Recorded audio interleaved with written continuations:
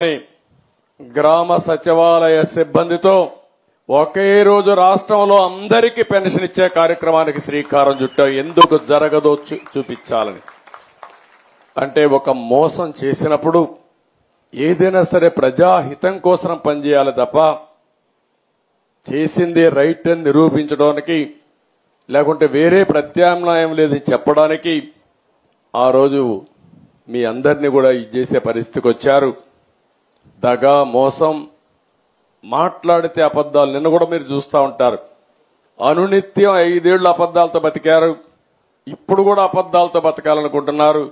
నా దగ్గర అది వీళ్ళ కాదు. వాస్తవాలను ప్రజలకు చెప్పి మీలాంటి అబద్దాల కోరల్ని శాశ్వతంగా రాజకీయాలు లేకుండా భూసమాధి చేసే బాధ్యత తెలుగుదేశం పార్టీ ఎన్డీఏ తీసుకుంటామని చెప్పి నేను మీకు తెలియజేస్తున్నా. ఈ సందర్భంగా ఒక మాట కూడా చెప్పాలి.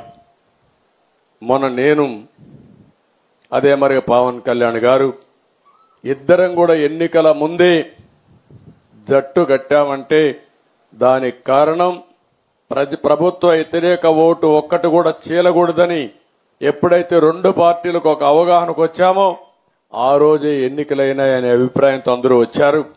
ఆ తర్వాత బీజేపీతో కలిశాం.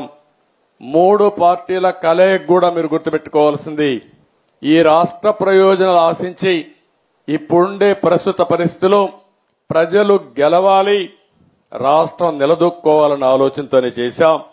నేను చేసింది మేము చేసింది సరైన నిర్ణయమని కులాలకు మతాలకు ప్రాంతాలకు అతీతంగా బ్రహ్మాండంగా గెలిపించారు. నా చరిత్రలో ఎన్నో ఎన్నికలు చూశాను కానీ 11 సీట్లతో గెలిచింది వైఎస్ఆర్ కాంగ్రెస్ పార్టీ.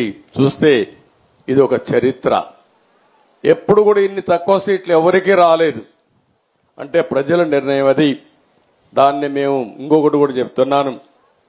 మేము ఎప్పటికి కూడా ఇక్కడుండే మా నాయకులు మొత్తం రాష్ట్రంలో ఉండే నాయకులు ఎప్పుడు మీకు సేవకులుగా ఉంటాం తప్ప పెత్తందారులుగా ఉండమని మరొక్కసారి మీ అందరికీ హామీ ఇస్తున్నా. ఎక్కడ పోయినా